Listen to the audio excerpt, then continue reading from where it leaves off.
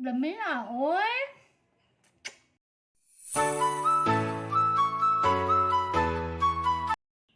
Isa talaga ito sa pinaka-paborito kong kakanin.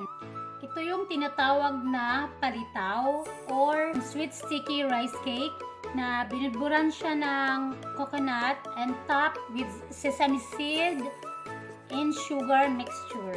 Yan ang susubukan natin gawin ngayon. So, let's start with the ingredients.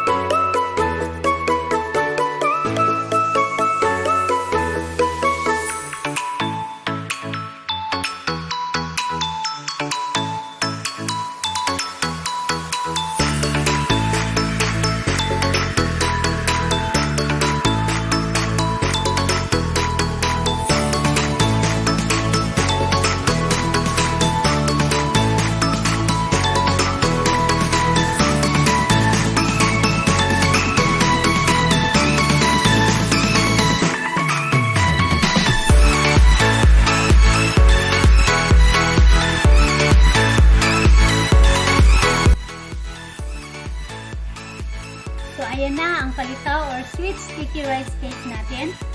Don't forget to give this video a thumbs up kung nagustuhan ninyo. And subscribe if you haven't yet. Just click the red button down below and the notification bell beside the video para updated kayo sa mga i-upload ko. Mag-comment lang kayo sa baba at susubukan natin gawaan ng video.